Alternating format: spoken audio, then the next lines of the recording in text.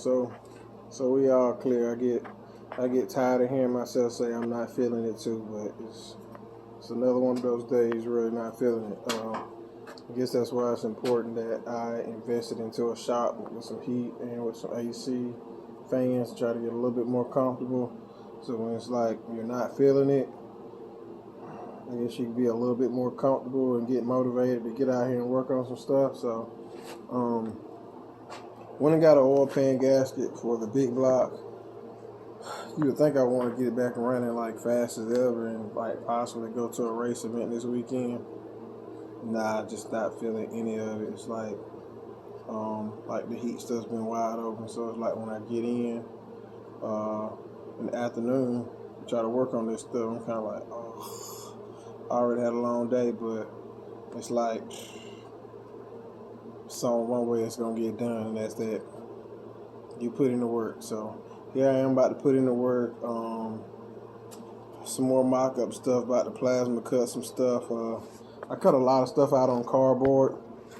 I cut it out on cardboard. Can't really see it right now. I kind of zoom in. I got the X's. I'm gonna be putting some holes.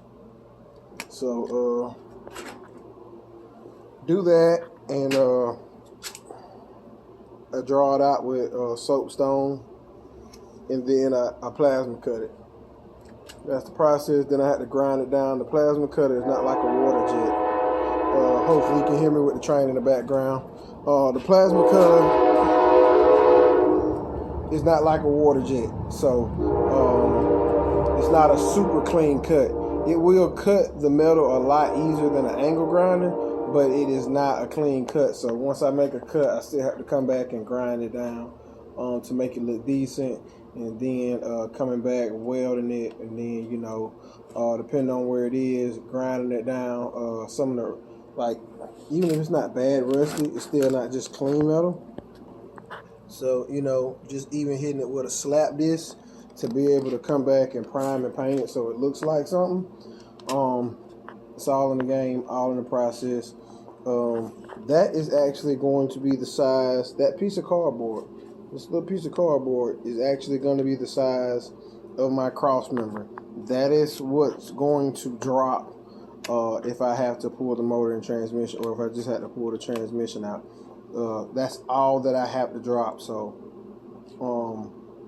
I guess in a situation where I've had the problems that I had with the other car, and it's just it's kind of like an aspect of racing, or I guess competing at a high level, stuff breaks. So just trying to make some stuff super easy to work on. Same thing with the motor mounts that I did, just to drop in one bolt, big block Chevrolet, small block Chevrolet, and then like I said, I cut that and went to a LS mount. So making that work also, so it might be a little bit easier to get it in and out.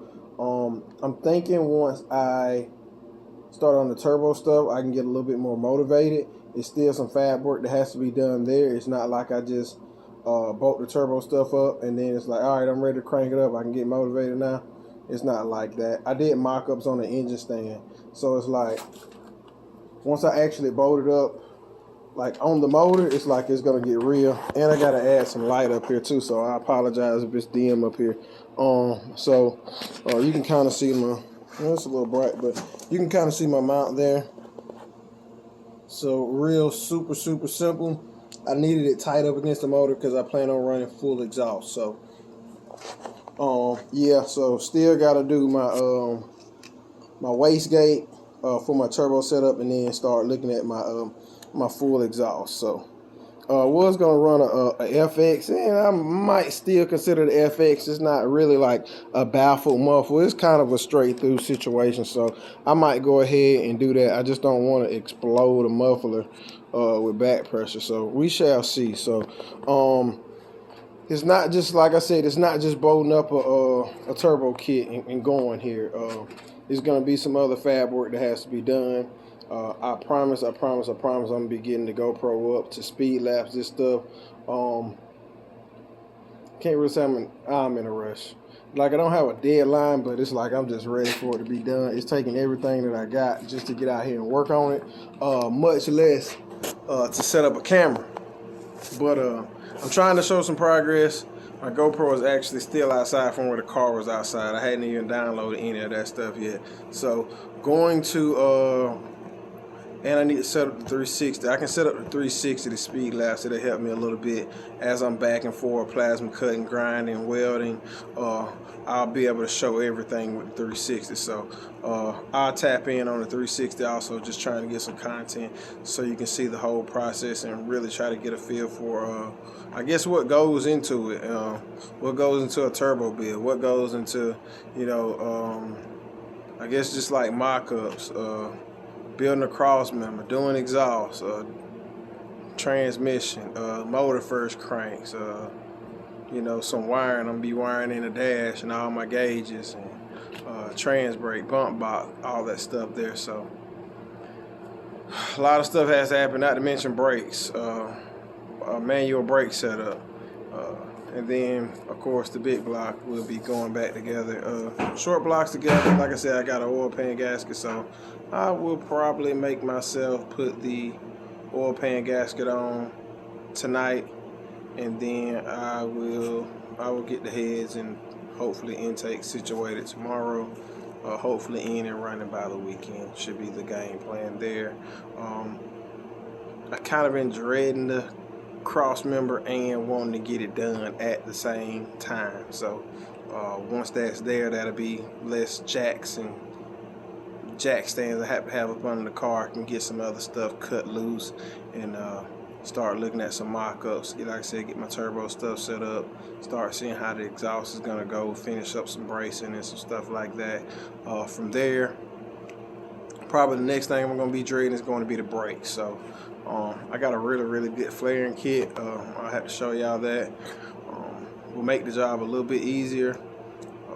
Get my manual brake booster. I'll make sure I show that. I know I showed it before on the brake setup, so I'll make sure I show it after.